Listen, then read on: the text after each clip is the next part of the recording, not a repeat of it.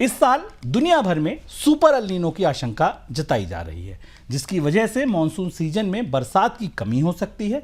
अमेरिकी समाचार agency CNN की रिपोर्ट के मुताबिक इस बार का एल नीनो 1950 के बाद सबसे खतरनाक एल नीनो हो सकता है। सुपर एल नीनो को लेकर आई इस चेतावनी ने 1997-98 की याद दिला दी, जब दुनिया भर में सूखे की मार से अरबों डॉलर का नुकसान हुआ था। तो सर, पहले तो यही बता दीजिए कि ताजा अनुमान बता क्या रहे हैं इस सुपर एल नीनो को लेकर। शुभम, एल नीनो की चर्चा हम लोगों ने मार्च से ही शुरू की थी बोनस पॉइंट में, जब शुरुआती संकेत आए थे कि समुद्र का तापमान बढ़ना शुरू हुआ है, ला नीना खत्म हुआ है और इस साल एल नीनो की संभावना है।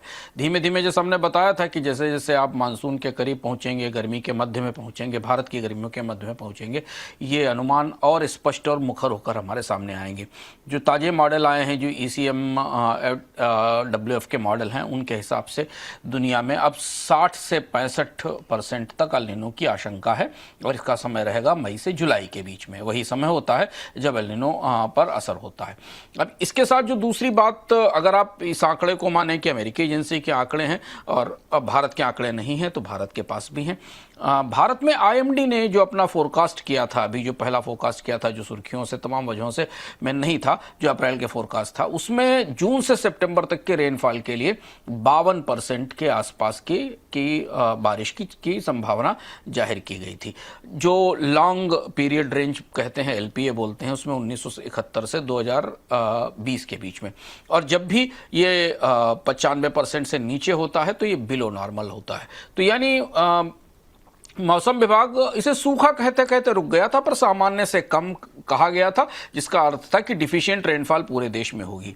लेकिन और इसके आगे जाके अगर आप इन आंकड़ों को खोलें, जो मौसम विभाग के आंकड़े थे, जब हमने उनको और भीतर से पढ़ने की कोशिश की, तो उसमें यह बताया गया कि डिफिशिएंट मानसून का मतलब होता है जब बारिश 90% से कम हो, लॉन्ग रेंज की बारिश 90% से कम हो, इसका खतरा 35% है। हिस्टोरिकली भारत के मानसून में यह खतरा 16% होता था, यानी 16% के बजाय 35%। यानी आप एक चीज तो तय मानिए कि मानसून की शुरुआत से पहले ही, क्योंकि अप्रैल में आया था और मानसून की शुरुआत अभी हुई है, मानसून की शुरुआत से पहले ही भारत का मौसम विभाग ये मान रहा था कि भारत में बारिश सामान्य से कम होगी, आंशिक रूप से सूखे की संभावना है।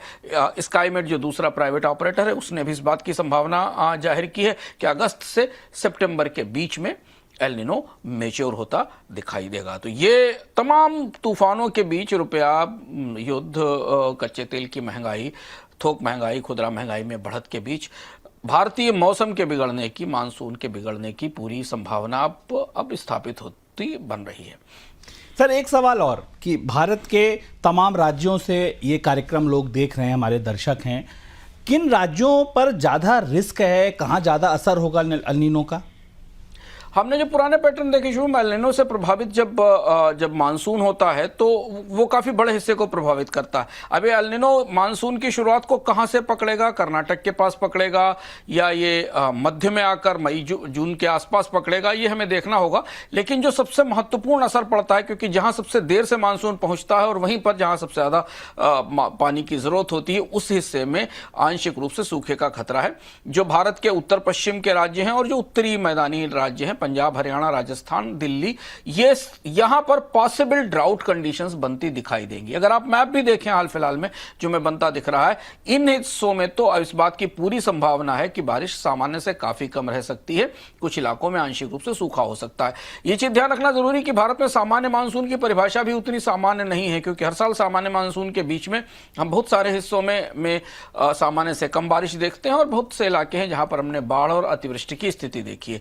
दूसरा हिस्सा जो कोल सेंट्रल बेल्ट है भारत का, खरीफ की दृष्टि से जहां सोयाबीन की, धान की खेती होती है, जिसमें मध्य प्रदेश का जो जोन है, इंदौर, उज्जैन, ग्वालियर और चंबल, जबलपुर वाला जोन है, और इसी से जुड़ा हुआ जो पश्चिम भारत का हिस्सा है और सेंट्रल इंडिया का हिस्सा है, यहां अगर ये एल नीनो की संभावना, सुपर एल नीनो की संभावना सही है और जो आंकड़े हमें मिल रहे हैं वो सही है, तो ये हिस्सा गहराई से कम बारिश की, सूखे की चपेट में आ सकता है। इसके बजाय अगर आप देखें नॉर्थ ईस्ट और नॉर्दर्न पार्ट में शायद उतनी समस्या नहीं होगी, बारिश की संभावना ठीक रहेगी। दक्षिण के हिस्सों में हमें थोड़ी परिस्थिति बदली हुई दिखाई दे सकती है और ऐसा हमने देखा भी पिछले दिनों में कि जब डिफिशिएंट रेनफॉल होता है तो दक्षिण के हिस्सों में बारिश थोड़ी ज्यादा होने की संभावना दिखती है। ये पुराने अनुमान हैं, लेकिन मौसम हर साल बदलता है। क्लाइमेट चेंज की परिस्थिति में किस तरीके का व्यवहार होगा, लेकिन जो अभी की परिस्थिति है वो सामने है कि पश्चिम भारत और उत्तर पश्चिम और मध्य भारत के हिस्सों को सतर्क रहने की ज़रूरत है।